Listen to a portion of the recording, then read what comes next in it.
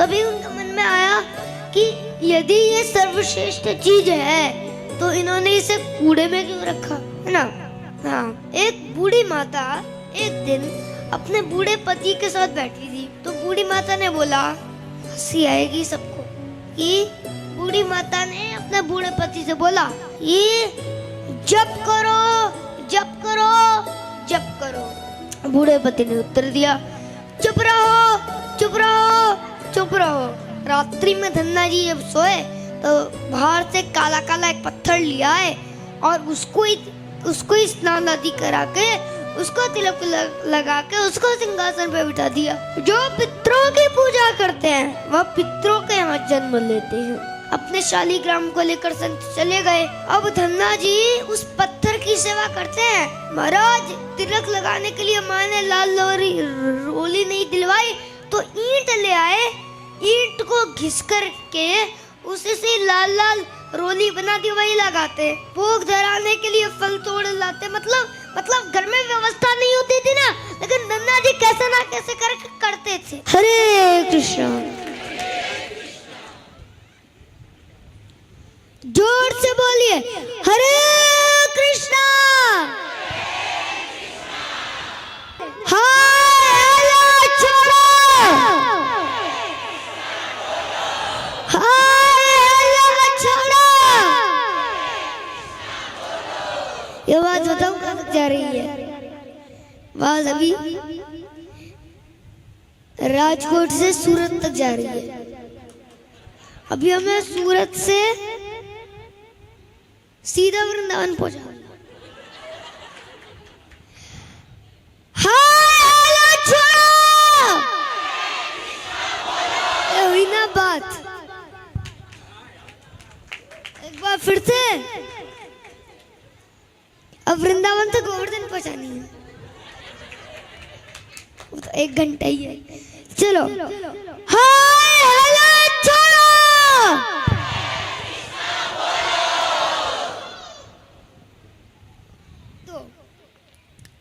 एक बार नारद जी ने भगवान विष्णु से पूछा कि हे भगवान विष्णु, आप कहाँ रहते हो? तो विष्णु जी ने बोला कि नाम वसामि वैकुंठे योगी नाम हृदय च मद्भक्ता यत्र गायन्ति तत्र तिष्ठामि नारद। इसका अर्थ होता है, ना ही मैं वैकुंठ में रहता हूँ, ना ही मैं योगियों के हृदय में रहता हूँ। मैं वहां रहता हूँ नारद, जहाँ भक्त मेरा कीर्तन करते रहते हैं। तो एक बार फिर से मेरे बात बोलिए, हरे कृष्णा।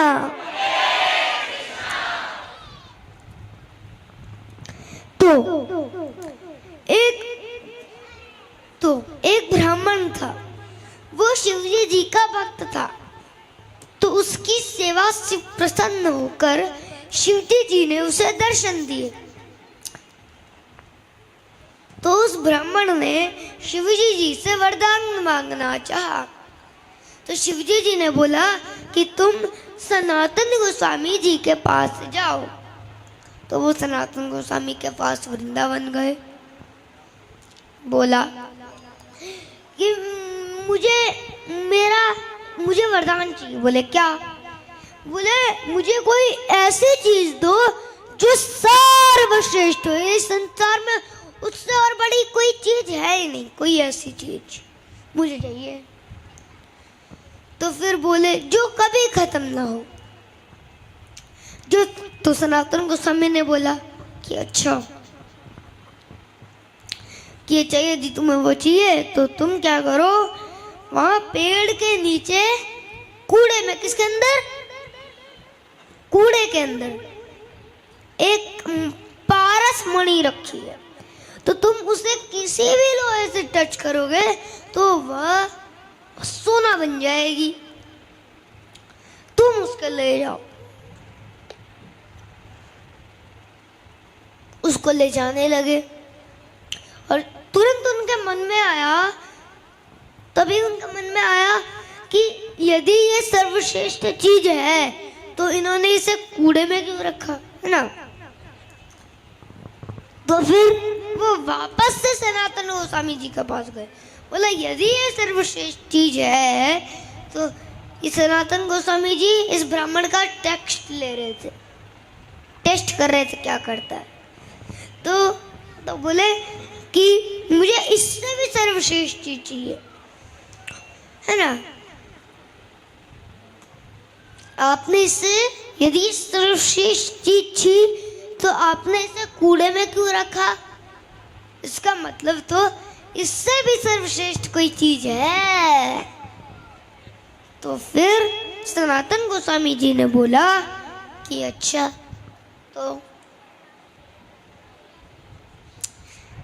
यदि तुम्हें वो सर्वश्रेष्ठ चीज चाहिए तो तुम पहले इस पारस मणि को फेंक कर आ जाओ।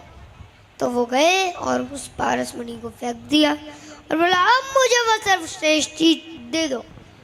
तो उन्होंने उनको क्या दिया, भगवान का नाम दिया, उनकी सेवा दी, उनकी भक्ति दी। वही संसार में एकमात्र सर्वश्रेष्ठ चीज है।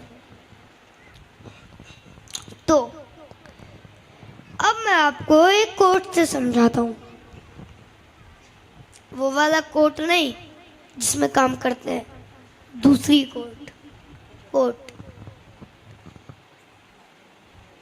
कि हाँ, एक बूढ़ी माता एक दिन अपने बूढ़े पति के साथ बैठी थी। तो बूढ़ी माता ने बोला, हंसी आएगी सबको, कि बूढ़ी माता ने अपने बूढ़े पति से बोला, ये जप करो जप करो जप करो। बूढ़े पति ने उत्तर दिया, चुप रहो चुप रहो चुप रहो। मतलब प्रभुपाद जी अब यहाँ पे समझा रहे हैं कि लोग 3 बार, कितनी बार, 3 बार चुप रहो चुप रहो चुप रहो तो बोल सकते हैं, लेकिन अपने मुंह से 3 बार कभी भी कृष्ण कृष्ण कृष्ण नहीं बोल सकते।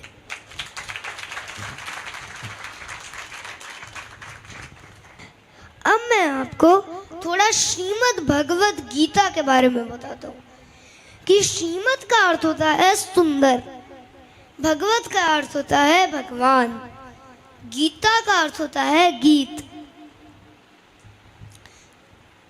भगवान कृष्ण का गाया हुआ सुंदर गीत। जब लोग दुखी होते हैं तो वह गाने सुनते हैं, लेकिन जब अर्जुन जी दुखी हुए उन्होंने गाने सुने हैं, उन्होंने गाने सुने, हाँ क्यों बोल रहे? कृष्ण भगवान गाने सुनाने थोड़ी ना आते हैं। उन्होंने भगवद गीता सुनाई। क्या सुनाया? भगवान का गाया गया गीत सुनाया भगवान ने। तो उनके सारे जितनी भी टेंशन थी, सारी प्रॉब्लम दूर हो गई। इसका मतलब गाने सुनने से दुख दूर होते हैं?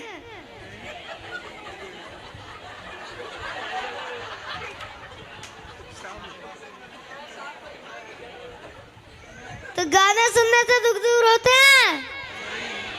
हाँ बोल रहे हैं फिर से।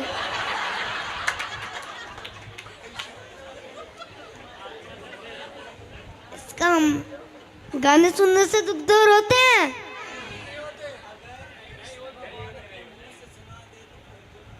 तब भी नहीं होंगे, तब भी नहीं होंगे।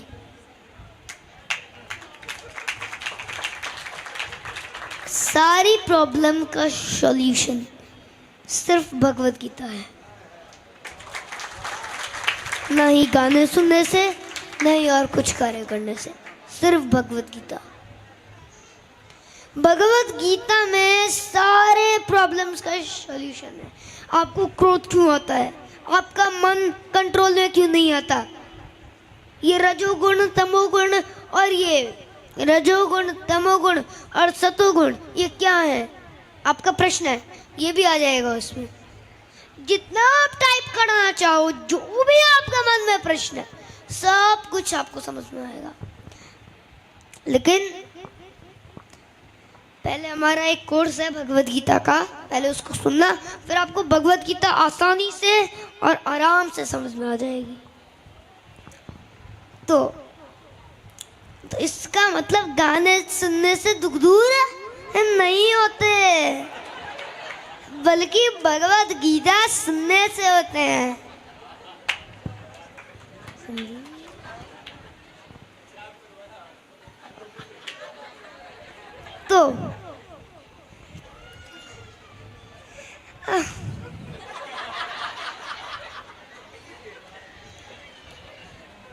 तो अगला, अब मेरा अगला प्रश्न है आप सबसे, चलो आपसे ही पूछता हूँ, देखता हूँ।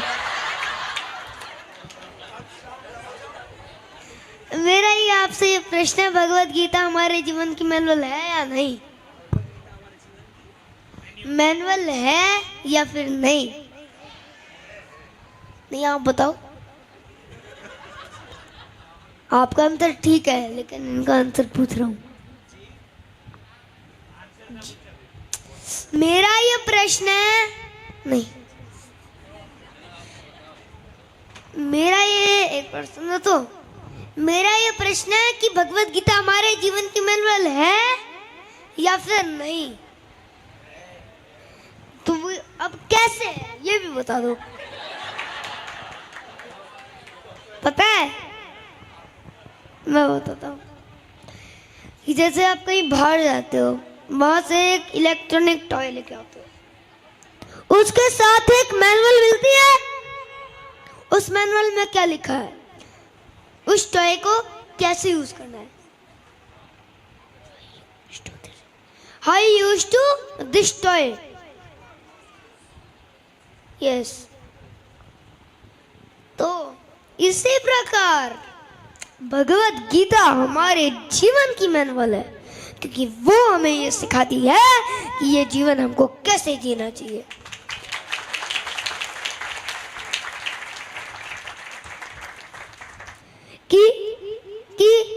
कि आपका ये प्रश्न है कि जो किसी की पूजा करे वो किसके पास जाएगा, है ना?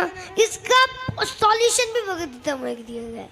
9.25 श्लोका में भगवत गीता में बता रहे हैं भगवान, यान्ति देवव्रता देवान् पितॄन् यान्ति पितृव्रतः भूतानि यान्ति भूतेजाया यान्ति मुद्याज्जुनोपि माम्। इसका अर्थ होता है कि जो देवताओं की पूजा करते हैं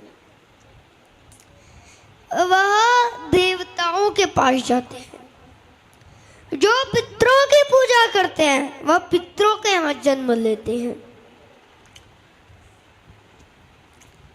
और जो भूतों की पूजा करते हैं वो भूतों के पास जाते हैं। अब अगला एक वजह, एक क्या हो सकता है, यान्ति मद्या जिनोपी माम। और जो मेरी पूजा करते हैं, मतलब जो भगवान कृष्ण की पूजा करते हैं, वो जाते हैं उनके पास। तो आपको देवताओं के पास जाना है। हिंट दे रहा हूँ आपको कहाँ जाना है। आपको देवताओं के बीच में जन्म लेना है, पितरों के पास जाना है, या भूतों के पास जाना है, या भगवान के पास जाना है। मुझे लग ही रहा था कि सब यही बोलेंगे, क्योंकि सबको भगवान के पास जाना है ना? जितने भी लोग हैं तो वो यही चाहते हैं, आनंद आनंद आनंद आनंद। खोज तो आनंद को दे रहे हैं, लेकिन जा कहाँ रहे हैं? मजे में, जो कि खत्म होता है। तो आनंद कहाँ से आया प्रभु जी? अब एक पोएम सुनाता हूँ। स्तंभ हिला आकाश का, ये नरसिंह भगवान की पोएम है। स्तंभ हिला आकाश कांपा, जब भक्त ने भगवान को पुकारा। देर लगाई नरसिंह ने, स्तंभ फाड़ कर दिया सहारा न सिंह पूरे न मानव पूरे, ऐसा अद्भुत रूप बनाया अहंकार के सिंहासन पे हिरण्यकश्यप को धूल चटाए। न दिन था ना रात थी, न अंदर था ना बाहर था, अस्त्र था ना शस्त्र था, अधर्म का संहार था। ये क्रोध नहीं था भगवान का, ये भक्त के लिए प्यार था। प्रहलाद के आंखों के आंसू नरसिंह का अवतार था। दुनिया समझती है भगवान दूर है, लेकिन भक्त जानता है सच क्या है। क्या भक्ति सच्ची होती है भगवान दीवारों से निकलाते हैं। डरना मत इस दुनिया से, डरना मत हालात से, जिसके साथ नरसिंह हो उसे डर नहीं किसी बात से। वाह, उसे डर नहीं किसी बात से।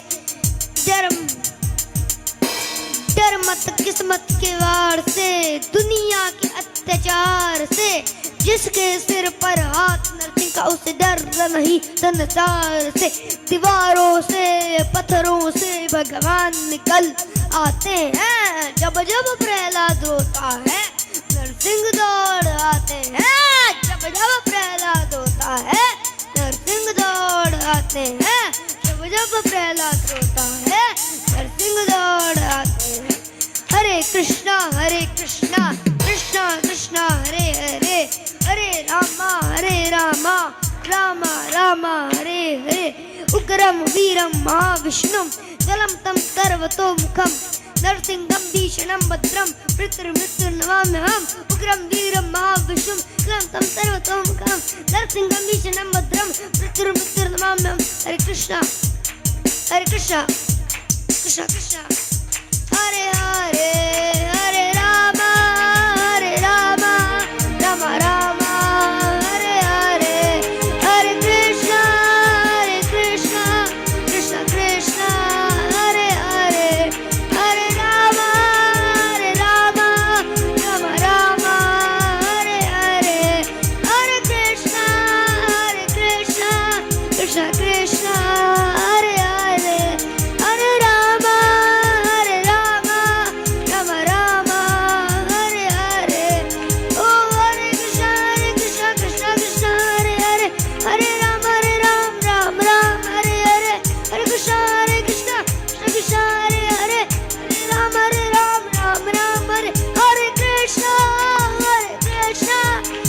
कृष्णा हरे हरे।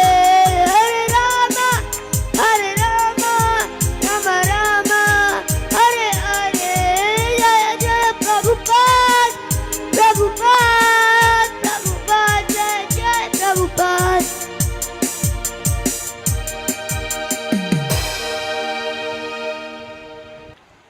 प्रश्न पूछेंगे तो नहीं जाएंगे, ठीक है? पहले प्रश्न पूछता हूँ। चलो मैं आपसे पूछता हूँ कि कितनों ने भगवत गीता को देखा है?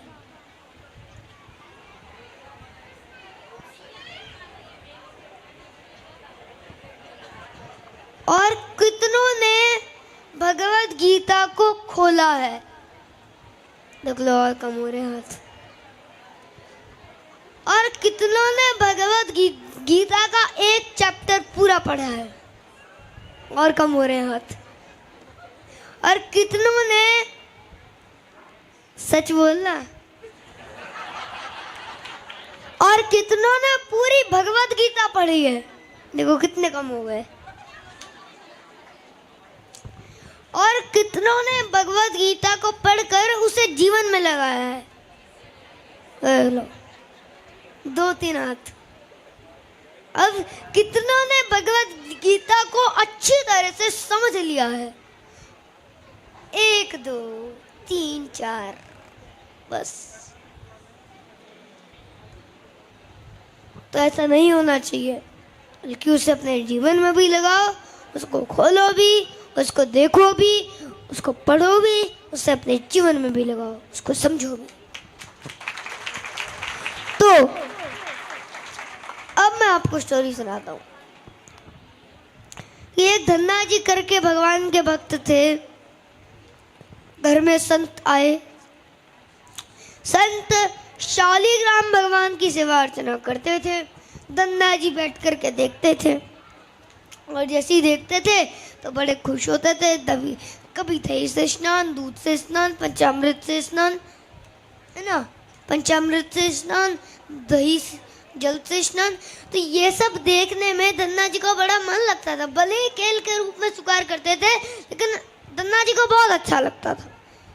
कुछ दिन बाद संत जाने लगे तो धन्ना जी रोने लगे कि आप तो चले जाओ, लेकिन अपने ठाकुर जी मुझको दे जाओ, उनकी सेवा मैं करूँगा। तो ये धन्ना जी, अब तो धन्ना जी इतना रोए, इतना रोए, इतना रोए, इतना रोए, संत का जाना मुश्किल हो गया। कि संत ने क्या किया, रात्रि में धन्ना जी जब सोए तो बाहर से काला काला एक पत्थर लिया है और उसको ही स्नान आदि करा के, उसको तिलक लगा के, उसको सिंहासन पे बिठा दिया। अभी इसके अंदर ब्रजभाषा भी आएगी।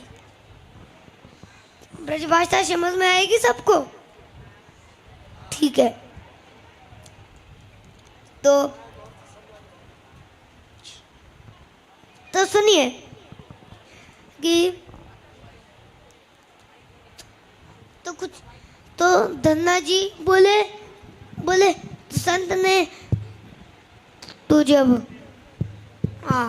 तो सुबह धन्ना जी जब उठे तो संत से बोला कि संत जी आप मत जाओ, है ना। तो संत बोले अच्छा इधर आओ, मंदिर में आओ। धन्ना जी गए। बोले वो तो सिंहासन पे ठाकुर जी बैठे हैं और नीचे हमारे ठाकुर जी बैठे हैं, बताओ तुमको कौन से चाहिए? बोले मैं तो सिंहासन वाले लूंगा, सामान्य पत्थर लूंगा मैं तो। अरे ये जो सिंहासन पे जिनको बिठाया था ना उन्होंने, वो सामान्य पत्थर था, लेकिन उनको ऐसा कर दिया कि वो शालिग्राम जी के जैसे दिखाई देने लगे। तो फिर बोले कि मैं तो सिंहासन वाले लूंगा, बड़े वाले ठाकुर जी। बोले ठीक है, तो इनकी सेवा करो और हमको जाने दो। अपने शालिग्राम को लेकर संत चले गए। अब धन्ना जी उस पत्थर की सेवा करते हैं। महाराज तिलक लगाने के लिए माँ ने लाल रोली नहीं दिलवाई तो ईंट ले आए, ईंट को घिस कर के उसे से लाल लाल रोली बना दी, वही लगाते।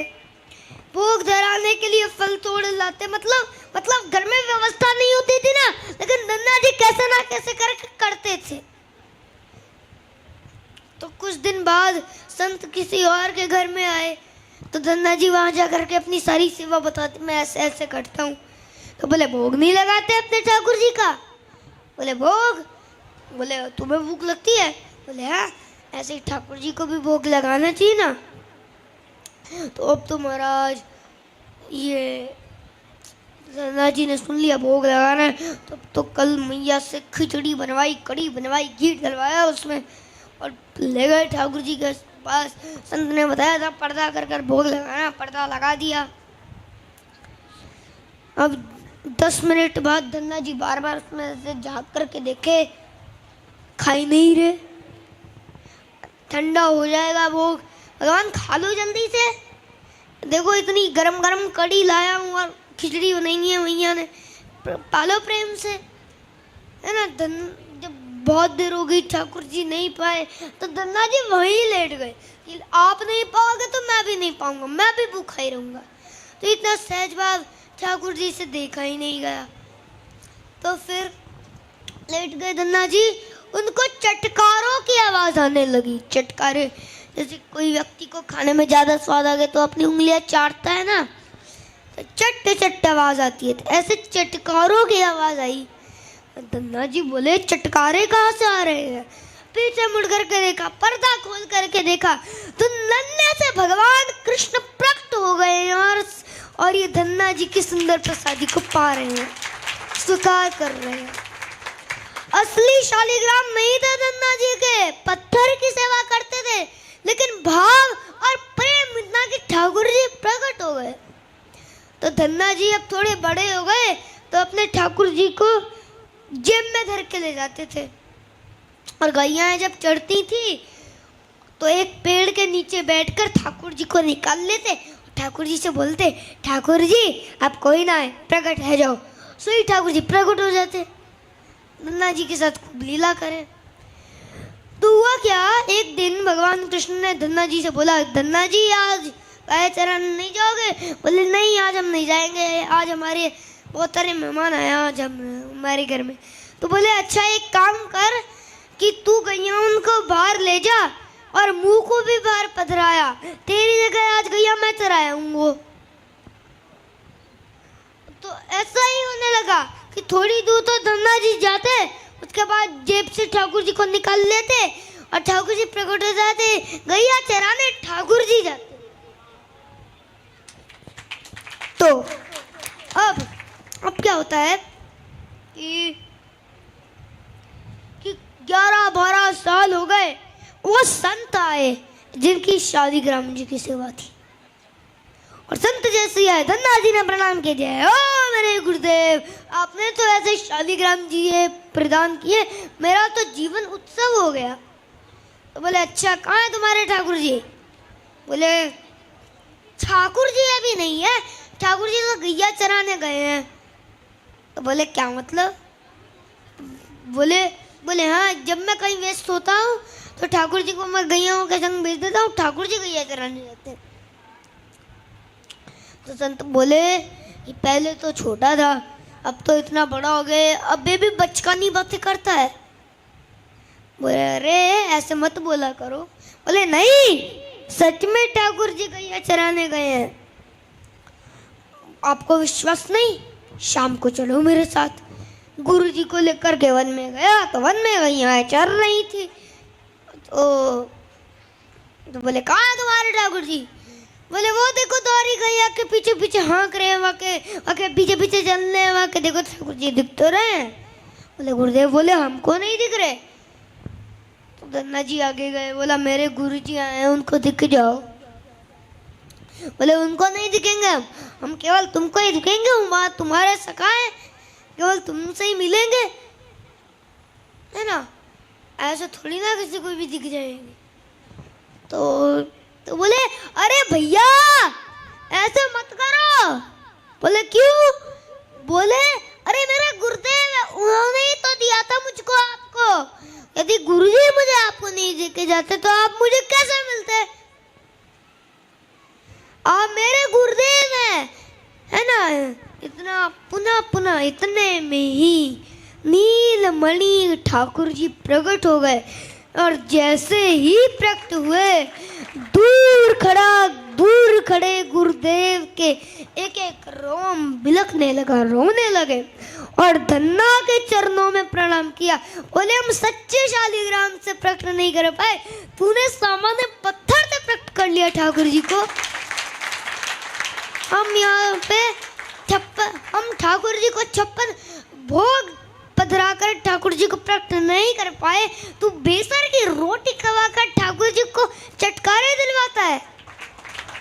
हम यहाँ पे अष्टयाम सेवा से प्रकट नहीं कर पाए ठाकुर जी को, तूने सामान्य पत्थर घिस कर तलक लगा कर प्रकट कर लिया ठाकुर जी को। हम यहाँ पे ठाकुर जी से प्रार्थना करते हैं कि ठाकुर जी कभी त्रिभंग लली से सीधे लली भी बन जाओ, न पूरे दिन यहीं खड़े रहो, हाथ पांव में दर्द है तो ठाकुर जी से गैया चरवा रहा है अपनी। धन्य है धन्य तेरी भक्ति। हरे कृष्णा हरे कृष्णा। अपने शहर में प्रोग्राम करवाने के लिए इस नंबर पर कांटेक्ट करें। वृंदावन गोवर्धन में गुरुकुल मंदिर और आश्रम के निर्माण में सहायता करें और श्री श्री राधा कृष्ण के प्रिय बने। जो ब्रज में भगवान का घर बनाता है, भगवान श्री कृष्ण उसका घर वैकुंठ धाम में बनाते हैं। स्क्रीन पर दिए गए अकाउंट नंबर या QR कोड को स्कैन करके आप डोनेट कर सकते हैं। डेली स्पिरिचुअल क्लिप्स के लिए सब्सक्राइब करें डॉक्टर वृंदावन चंद्रदास जी के चैनल्स को। फ्री गीता कोर्स प्राप्त करने के लिए गूगल पर जाएं और टाइप करें givegita.com। लाइक करें, शेयर करें, सब्सक्राइब करें और सनातन को पूरे विश्व में फैलाएं। हरे कृष्णा। आपका बहुत बहुत धन्यवाद।